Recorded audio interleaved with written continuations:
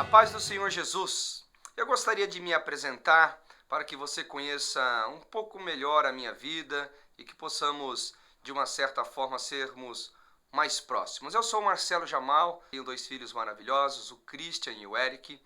Estou servindo ao Senhor há aproximadamente 25 anos e pastorei uma igreja há 17 anos no Ministério da Comunhão Ágape.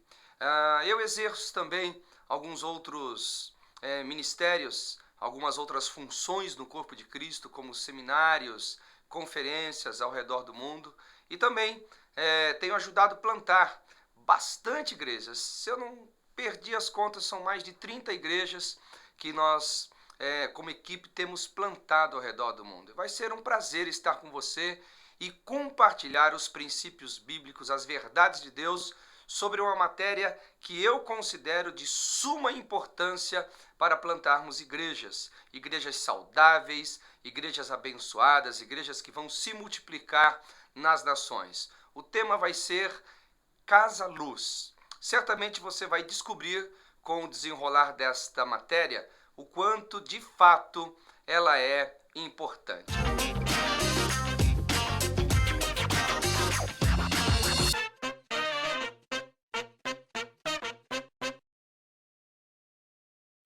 Eu gostaria de fazer uma breve descrição da nossa matéria. Bem, nós vamos aprender sobre as verdades concernentes à Casa Luz e como Deus, ao longo de toda a história, de uma certa forma, usou os princípios estabelecidos na sua palavra em relação à Casa Luz para fazer a sua vontade, para realizar os seus planos sobre a terra. Então, eu considero muito importante você dedicar o teu coração, você dedicar um tempo de qualidade, fazer as suas anotações, porque você vai ver que os valores que serão estudados nesta matéria não são valores apenas para o nosso momento, para o nosso século, mas já são valores e princípios usados por Deus há muitos e muitos anos. A visão Casa Luz, ela está estabelecida nas maiores igrejas que nós conhecemos nas nações. Se você parar para pensar sobre as grandes, as megas igrejas, estes ministérios que têm alcançado uma multidão de pessoas, você vai ver que, de uma certa forma, os princípios da Casa Luz estão estabelecidos lá. Por quê? Porque a visão Casa Luz objetiva o cuidar das pessoas. E eu creio que esta é a vontade de Deus, que venhamos cuidar bem das pessoas. A visão Casa Luz, ela também tem como proposta a edificação dos irmãos. Não apenas um cuidado no que diz respeito às suas questões espirituais, emocionais, físicas, ministeriais, etc., mas também edificar o irmão na palavra, edificar os irmãos na verdade de Cristo, nas doutrinas fundamentais.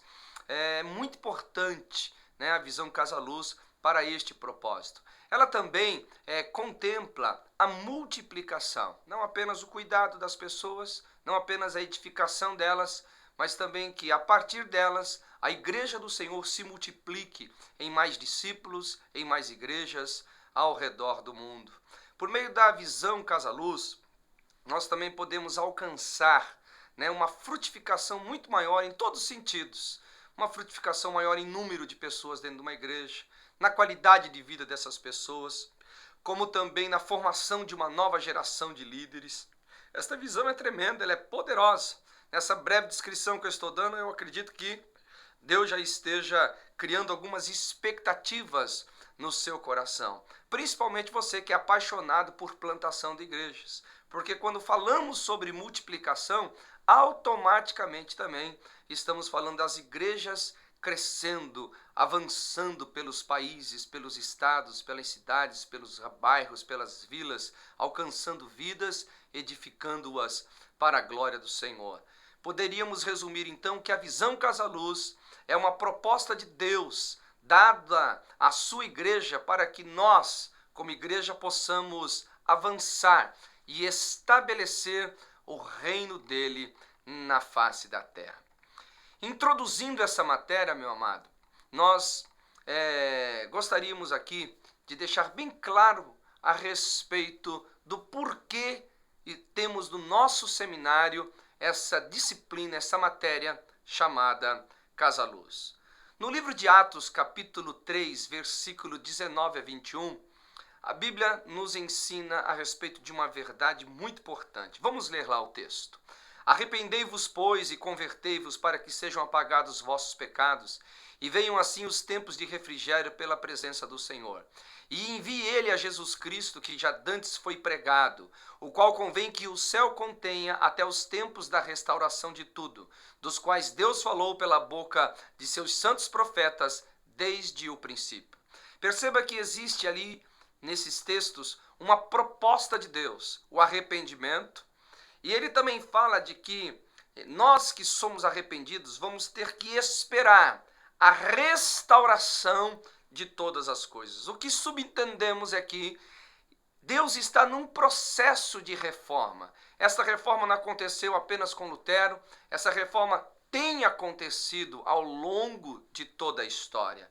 E eu creio que hoje, no século 21, Deus está restaurando alguns valores, alguns princípios, e essa é uma das razões porque Jesus ainda não voltou para buscar o seu povo e a sua igreja. E certamente um dos aspectos que Deus está restaurando é trazer uma nobreza, trazer uma proposta mais bíblica no que diz respeito às reuniões da igreja. Hoje nós nos reunimos e infelizmente muitas pessoas se reúnem não para ser a igreja gloriosa do Senhor Jesus Cristo, não para cumprir o propósito divino de Deus, mas infelizmente para outras coisas que não representam os céus, não representam a vontade de Deus.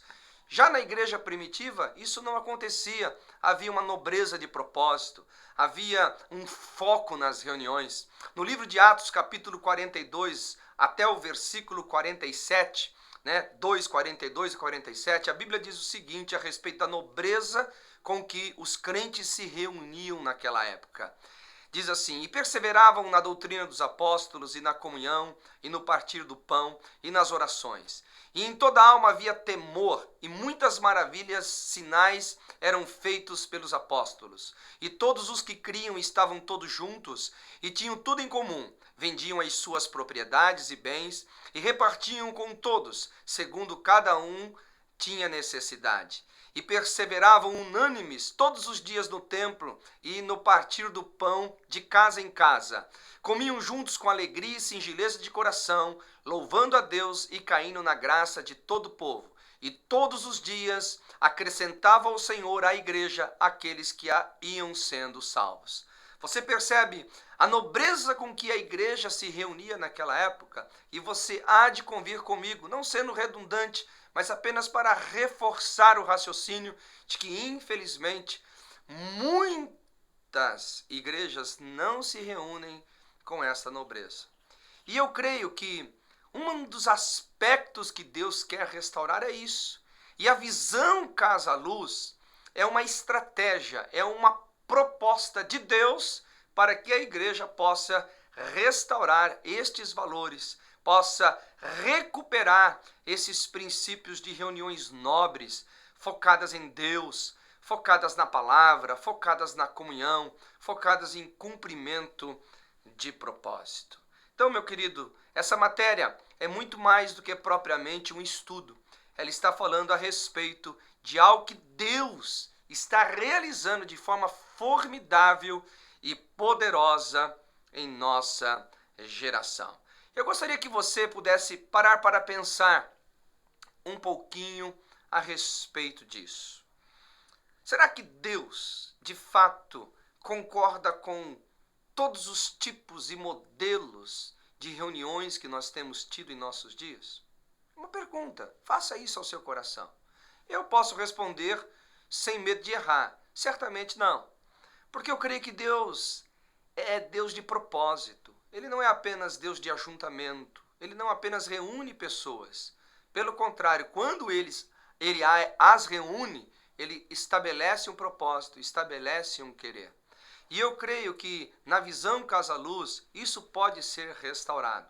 E você vai ver no decorrer desta matéria, né, as estratégias, os meios, o conteúdo que existe dentro da Casa Luz, o quanto essas verdades de Deus, como vimos ali em Atos 2, 42 a 47, serão restauradas. Não é por acaso que as mais influentes igrejas ao redor do mundo, os mais influentes ministérios, os mais numerosos, têm na sua estrutura base a visão Casa Luz ou a visão de pequenos grupos. Nós podemos, por exemplo, citar o nome da Coreia do Sul. Há séculos, a Coreia do Sul é comprometida com o budismo. Quando os primeiros missionários chegaram ali, eles tiveram enormes dificuldades para levar as boas novas, para plantar o evangelho. Mas após a visão Casa Luz ou a visão de pequenos grupos ser estabelecida, logo após, esta situação mudou, né? Uma igreja nascida numa favela acabou se tornando uma das maiores igrejas no mundo. Eles experimentaram um crescimento extraordinário. É a igreja do Evangelho pleno em iodo, mais conhecida como a igreja do nosso querido David Yong-Shu, né? Veja só que interessante, uma igreja numa cultura completamente comprometida, num país que estava vivendo a guerra de uma forma intensa, miséria, pobreza total, e esta igreja plantada numa favela por um grupo pequeno de pessoas se tornou uma das igrejas mais numerosas, mais influentes do mundo. Acredito que hoje eles passaram de 1.200.000 pessoas reunidas em um só lugar. Tudo porque a visão Casa Luz foi vivida por aquele grupo. Podemos também falar da África do Sul, né? A África do Sul começou a andar na visão Casa Luz mais ou menos lá pelo ano de 1993. Um dos ministérios pioneiros desta visão foi a igreja de Hatfield. Esta igreja estabeleceu ali a visão de pequenos grupos e a partir dela, né, toda a África começou a ser contagiada com esses princípios e principalmente também com os resultados que eram vistos naquela igreja. Os resultados foram tão extraordinários que praticamente mais de 200 ministérios automaticamente adotaram a visão de pequenos grupos em 1993. Alguns estudiosos dizem que a África em pouco tempo vai se tornar um continente muito evangelizado, não só pelas missões que são feitas lá, mas por causa da estratégia dos pequenos grupos. Na Costa do Marfim também não foi diferente. Lá, John Robert iniciou seu ministério em 1975. Algum tempo depois, descobriu os princípios das igrejas em pequenos grupos. Em 1995, ele estava ali juntamente com mais ou menos 80.000 pessoas agregadas ao redor desta visão. Já parou para pensar, querido? Um ministério que em 20 anos conseguiu agregar ali aproximadamente 80.000 pessoas, porque simplesmente adotaram as estratégias dos pequenos grupos. E esta igreja, na Costa do Marfim, se tornou um modelo para outras centenas de igrejas ao redor do mundo. Também poderemos falar de El Salvador. O pastor Sérgio Solarzano, com mais 9 irmãos, fundaram a Igreja Elim, um ministério muito conhecido, e eles ganharam aproximadamente 3.000 almas. Em 1985, adotaram um modelo de pequenos grupos.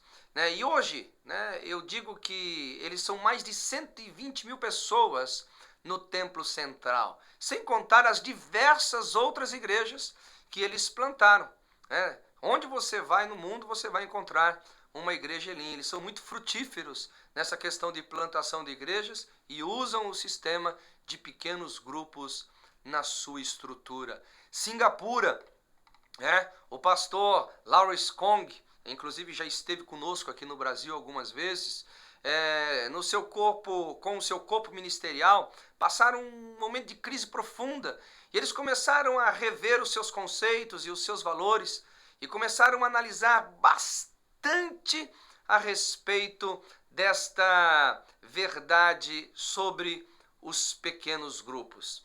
E eles então foram descobrindo que os ministérios mais influentes, os ministérios mais poderosos na face da terra, todos eles tinham na sua base os pequenos grupos. Eles estavam ali com aproximadamente 800 membros. Após a mudança, para um modelo de igreja de pequenos grupos, eles pularam para 1.300 membros.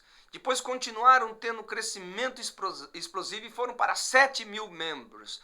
E essa igreja se tornou tão influente em Singapura que eles se tornaram grandes plantadores da igreja na janela 1040. Então, alguns exemplos de igrejas mundiais. Também temos algumas igrejas aqui no Brasil. Temos, por exemplo, a Igreja da Paz, que é uma grande referência de pequenos grupos. Eles estabelecem ali não só os pequenos grupos, mas como discipulado um a um. Temos ela também espalhada em várias partes do mundo. Uma das suas igrejas é uma referência, a igreja lá em Santarém, que hoje conta com aproximadamente 60.000 membros na sua localidade, repartido ali em 30 núcleos de convivência. Essa igreja também tem outras diversas igrejas no Brasil que também tem tido um crescimento explosivo. Pastor Eibe também tinha um ministério, vamos dizer assim, comum, não em termos de tornar o comum sem valor, mas sem esse crescimento explosivo, até o momento em que ele descobriu os princípios e os valores dos pequenos grupos. E ele relata em várias das suas pregações e nos seus livros que foi a grande mudança do seu ministério. Ele começou a ver Deus trazendo um crescimento extraordinário, Deus trazendo um crescimento poderoso para a sua igreja. Hoje ele tem uma visão que nós acreditamos demais nela, de plantar uma grande igreja em todas as capitais no Brasil que andam segundo o padrão dos pequenos grupos, mostrando de que os pequenos grupos não servem apenas para uma região, uma localidade, ou um ministério ou outro, mas ele serve para todos os ministérios. Temos também em Minas Gerais a Igreja Batista da Lagoinha, também aproximadamente ali com 60.000 membros, uma igreja muito forte, com muitos ministérios, que também trabalham com os pequenos grupos, trabalham ali com igrejas nos lares, ou as células, enfim, e tem se tornado uma referência no Brasil. Hoje falar da Igreja da Paz, falar da Lagoinha, nós estamos falando de igrejas referências em números, em qualidade, em projeção, em seriedade, e todas elas têm na sua base os grupos pequenos. E se nós formos ouvir os testemunhos do nosso querido irmão Márcio Valadão, ele vai falar a mesma coisa, que ele tinha um ministério relativamente comum, não comum, como eu já disse, no sentido de desprezar, mas comum, como todos os demais, até que ele conheceu os valores dos pequenos grupos, e a sua igreja teve um crescimento explosivo, um crescimento extraordinário. Temos também a Igreja Videira aqui no Brasil, que é uma igreja que trabalha com os pequenos grupos, tem a sua sede lá em Goiás, em Goiânia, que já deve já com certeza ter passado só a igreja central lá de mais de 30.000 membros, pessoas ganhas, salvas, libertas, sendo educadas no caminho do Senhor. E eles também, desde a fundação do seu ministério, já começaram com a base de pequenos grupos, demonstrando assim que os pequenos grupos eles são um instrumento muito poderoso para que o reino de Deus seja estabelecido, as pessoas sejam libertas, curadas e saradas. Podemos também falar a respeito das igrejas na Colômbia, temos várias igrejas na Colômbia que andam também na visão dos pequenos grupos, tem o famoso ministério que vem de lá, que prega bastante a respeito do G12, os discípulos reunidos ali em 12 pessoas, num pequeno grupo, estabelecendo o reino de Deus, ganhando almas, educando pessoas no reino de Deus. E esta visão do G12 tem sido um instrumento poderoso nas mãos de Deus. Outro difusor desta, outra pessoa que difunde bastante esta visão, nosso querido irmão Ralph Neighbor, que também fala muito sobre a visão de pequenos grupos, o outro Joel Kominski. Querido, eu gastaria aqui o meu tempo trazendo relatos de igrejas que estão ao redor do mundo crescendo, estabelecendo a vontade de Deus, estabelecendo o querer de Deus nas nações, por intermédio desta estratégia dos pequenos grupos. Certamente, meu querido, certamente, algumas perguntas, algumas questões logo vêm à luz quando nós falamos de pequenos grupos. E eu não gostaria que elas ficassem como uma trava no teu coração, como quem diz assim, poxa, será que somente as igrejas em pequenos grupos são igrejas influentes? Será que apenas as igrejas que têm na sua estrutura os pequenos grupos crescem?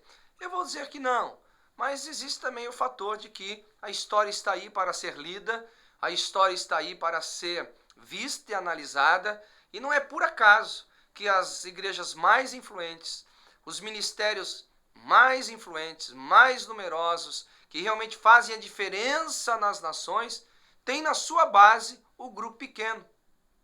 Não é por acaso, eu acho que eu e você não deveríamos ficar com medo, não deveríamos ter resistência em pelo menos parar para entender quais são os princípios, né? Qual o foco, o que está por trás desta estratégia chamada de pequenos grupos. Eu creio que a razão porque muitas igrejas, ministérios não adotam a visão de pequeno grupo e não apenas não adotam, mas refutam, falam mal, é pela falta de entendimento, é pela falta de compreensão do quão importante tem sido esta visão ao redor do mundo. E não podemos, queridos, desprezar principalmente a visão de pequenos grupos no que diz respeito à janela 1040. Você que já estudou missões sabe muito bem, e você que ainda não, eu vou te deixar situado.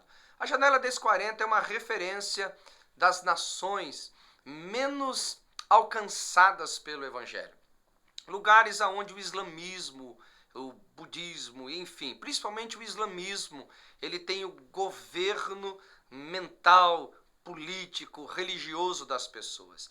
E nesses locais, de forma alguma, a igreja no nosso modelo latino-americano, nosso modelo europeu, pode entrar lá. Você não pode chegar num país árabe e construir um templo e fazer reuniões públicas. Você não pode chegar num país árabe e dominado pelo islamismo e fazer reuniões em praça pública, em teatro, etc. No mínimo, você vai morrer por isso. No mínimo, eles vão arrancar o teu pescoço fora e o seu ministério estaria acabado ali. Como que a igreja do Senhor Jesus Cristo tem alcançado essas pessoas? Como a igreja de Jesus Cristo tem entrado nesses países? Literalmente falando, pelos pequenos grupos. Hoje, nós temos inúmeras pessoas que foram salvas, ganhas, estão sendo cuidadas, muito bem cuidadas, por intermédio da estratégia de pequenos grupos. Não apenas na janela 1040, podemos falar dos países comunistas. Ainda que a gente saiba que o comunismo hoje não esteja em alta, mas alguns países ainda adotam o regime político socialista, que nós conhecemos como comunismo. Lá também, dificilmente nós vamos conseguir plantar e ser e viver num estilo de igreja como aqui na América Latina, América do Norte, Europa e assim por diante. Nesses países comunistas, a estratégia ideal são os pequenos grupos. Conversando com alguns pastores conhecidos que trabalham nesses países, eles falaram, sem sombra de dúvida, a visão de pequeno grupo foi um instrumento usado por Deus para que pudéssemos evangelizar e cuidar das pessoas que estavam ali. Meu querido, eu quero que você pare para pensar sobre isso, analisar sobre isso. Por exemplo, se você olhar para a Ásia, você já parou para pensar que por muitos anos, por exemplo, na China, houve uma tremenda perseguição com relação aos cristãos, e hoje é uma das maiores igrejas do mundo, chamadas igrejas subterrâneas. Você sabe como essas igrejas subsistem? Sabe como que elas se autopastoreiam, se cuidam, se multiplicam, ganham almas? Por intermédio dos pequenos grupos.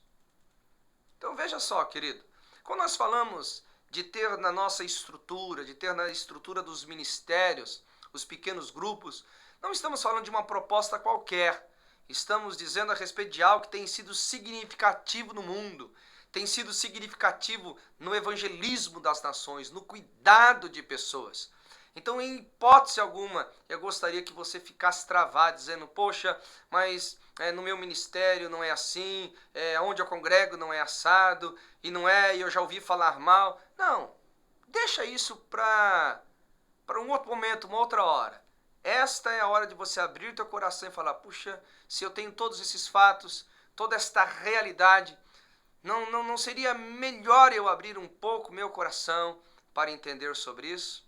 Eu espero que Deus possa fazer isso com você. Eu espero que o Senhor possa trazer à luz o teu coração essa importância, em nome de Jesus. Uma outra coisa, antes de terminar essa primeira parte da nossa primeira aula, eu gostaria de refletir um pouquinho também sobre o que eu já falei lá no início, a respeito da nobreza da reunião, a respeito do foco das reuniões. Fico imaginando uma igreja hoje de 300, 400, 500 pessoas reunidas num só lugar, onde um pastor e toda a sua equipe vão cuidar de uma forma geral desse povo. Seria possível cuidar mesmo destas pessoas? Seria possível trazer uma qualidade de vida, trazer nobreza de reunião? Eu acho que é meio difícil. Eu não quero julgar com isso, apenas trazer um pensamento. Eu acho muito difícil. Nós precisamos ter em mente de que a igreja precisa ser grande, mas é um grande que se torna pequeno nos grupos pequenos. Mas não uma igreja pequena, mas ela se torna grande na multidão dos grupos. Porque nos pequenos grupos as pessoas vão ser bem cuidadas, as pessoas vão ser bem orientadas, elas poderão ser assistidas nas suas necessidades, elas poderão ver com mais profundidade os temas abordados pelas mensagens, pelos ensinos, tirando as suas dúvidas, sendo socorridas com mais rapidez nas suas necessidades. E acima de tudo, queridos, eu creio que nós precisamos voltar como nós vimos lá em Atos 2, 42, 47. Estar perto da liderança, estar perto um do outro, assentado aos pés, se reunindo para que Deus seja louvado e glorificado. Meu querido, este foi o nosso primeiro momento, a primeira parte da nossa primeira aula. E eu gostaria de ter sempre a sua atenção comigo, seu coração comigo, para crescermos nesses conceitos, nesses valores. Deus te abençoe mais e mais e mais, em nome de Jesus.